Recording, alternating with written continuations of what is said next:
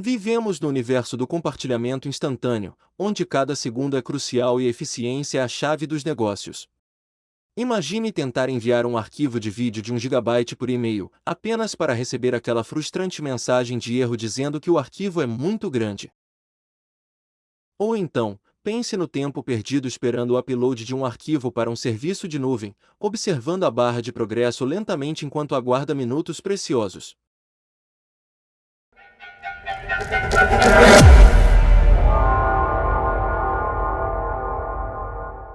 Olá! Em um dos vídeos conforme card acima, eu apresentei uma aplicação chamada ngrok. Uma ferramenta bem interessante, mas para utilização, exige alguns procedimentos mais complexos, o que pode consumir mais tempo.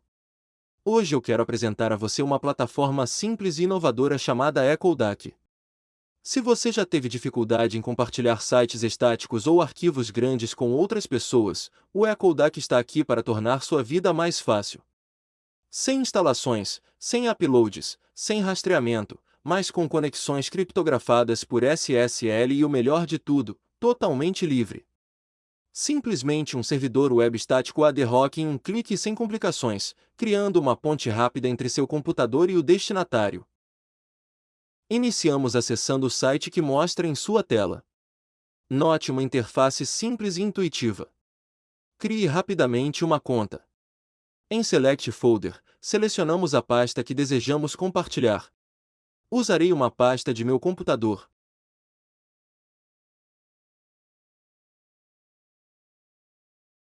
Confirme na mensagem que aparece informando que os arquivos serão exibidos.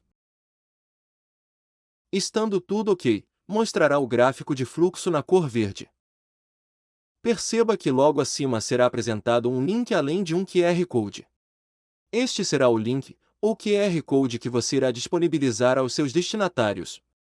Observe também que há a opção de inserir uma senha, caso queira reforçar ainda mais a segurança. Falando em segurança, veja as características da aplicação.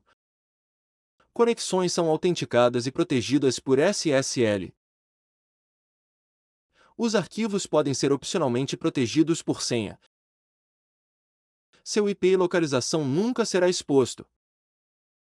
Todas as solicitações são registradas exclusivamente nesta interface, os seus dados nunca saem do dispositivo, até serem solicitados por uma pessoa em quem confia. Seguindo, basta clicar em copiar e encaminhar.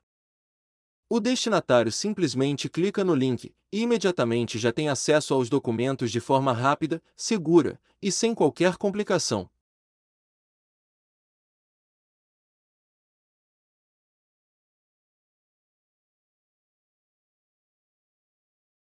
Agora algo interessante.